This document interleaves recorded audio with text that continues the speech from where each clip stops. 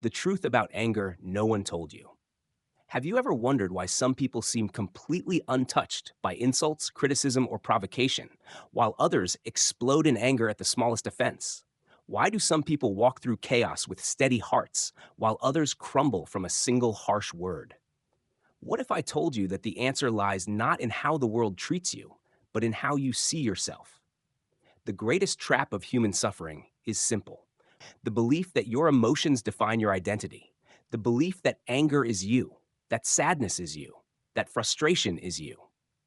But here is the truth: the ancient masters discovered long before modern psychology existed. You are not your emotions. You are the space in which emotions appear and disappear. Buddha Story warmly welcomes you to a journey that might forever change how you experience your mind, your heart, and your relationships. If you stay with me until the end of this video, you will learn how to step beyond anger, beyond frustration, and into a state of calm that no one can steal from you. From childhood, we are conditioned to attach labels to passing feelings. We say, I am angry, I am hurt, I am frustrated. But those words are dangerous. They weave a false identity, trapping you in a cycle of reaction and suffering. Imagine a clear blue sky stretched endlessly above you. Now picture clouds drifting across it. The clouds come and go, but the sky remains untouched, vast, unmoving. Your emotions are the clouds. You are the sky. There is a famous story from the mountains of the East about Master Renji, a teacher known across the villages for his unshakable peace. One evening, while Renji meditated beside a quiet stream, a traveler approached him, his face twisted with anger. The traveler accused Renji of being a fraud, called him a coward, and demanded a reaction. But Master Renji remained still, his gaze soft, his breath calm. After a long silence, he asked the traveler a question that would echo through generations. If someone offers you a rotten fruit and you refuse to eat it, to whom does the fruit belong? The traveler, confused, replied, It stays with the one who offers it. Renji nodded gently. Your anger is your fruit. I choose not to eat it. The villagers who witnessed this moment learned a lesson that day. A lesson most people forget. You do not suffer because people insult you. You suffer because you accept their energy as your own. Emotions are like visitors at the door of your mind. They knock, they demand attention, but you choose whether to let them in or let them pass. The greatest misunderstanding is believing that emotions control you. The truth is, you control your relationship with emotions. You are not the storm raging in your chest. You are the one who notices the storm, who observes the rise and fall of waves, yet remains grounded like the earth beneath the ocean. But this awareness requires practice. The modern world teaches us to react, to defend, to protect pride at any cost. But ancient wisdom teaches a higher path: to witness, to breathe, to act, not from impulse, but from clarity. Think of your mind as a temple. Anger, frustration, and fear are guests. You can welcome them, let them destroy the space, or you can observe them with respect, yet refuse to let them stay. When you practice this, something extraordinary happens. You stop reacting to every insult. You stop defending every opinion. You start living with the quiet confidence of someone who knows who they truly are. Before we continue, I want to ask for your support. If you find value in exploring these timeless truths, subscribe to Buddha Story. Together, we uncover the wisdom that leads to peace, strength, and unshakable freedom. Now, I have a question for you, a question that reveals how much control you have over your emotions. When someone insults you, what reveals true strength? A. Reacting instantly to defend your pride. B. Observing the emotion rise and choosing to stay calm. Comment A or B below. Your answer might reveal more about your true power than you expect. The power of stillness, the strength they never taught you. There is a form of power so silent, so invisible, that the most people live their entire lives without ever recognizing it. A power that does not shout, does not force, and yet holds the ability to control not only your reactions, but the very rhythm of your life. This power is stillness. We live in a world addicted to noise, the noise of opinions, of constant movement, of people reacting to every word, every disagreement, every unexpected challenge. Most believe that speaking louder, defending harder, proving their worth through aggression is strength. But true strength does not rush. It does not react.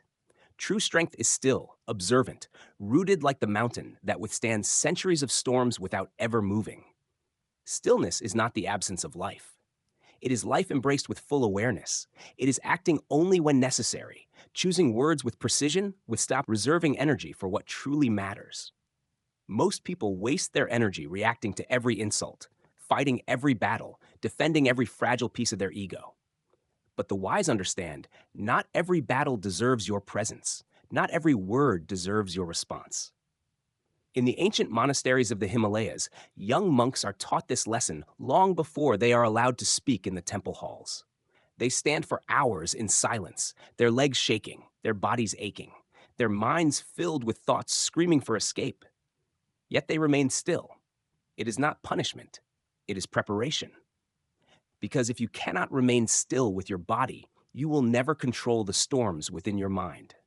There is a story of Master Kenzo, known across the lands for his calm presence that silenced even the most aggressive opponents. It is said that during the Great Unrest, when soldiers raided villages, setting fire to homes and demanding loyalty through fear, Master Kenzo remained in his temple, unshaken. One day, a group of armed men stormed into the temple. Their leader, arrogant and proud, approached Kenzo with his sword drawn. "You are weak," the soldier sneered, "because you refuse to fight back." The villagers held their breath, expecting rage or defense. But Kenzo simply looked at the soldier with steady eyes and replied, "The one who reacts without thought is a slave to his emotions. The one who waits, watches, and chooses his moment is free." Confused, the soldier raised his sword higher. But Kenzo remained seated, his breath calm, his gaze unmoving. The leader, unsettled by such presence, lowered his weapon. In the face of true stillness, aggression has no ground to stand on. This is the essence of stillness. It is not weakness, it is control. It is mastery over the one battlefield that truly matters, the space within your mind. In modern society, most people are exhausted, not because they physically do too much, but because their attention is scattered in every direction.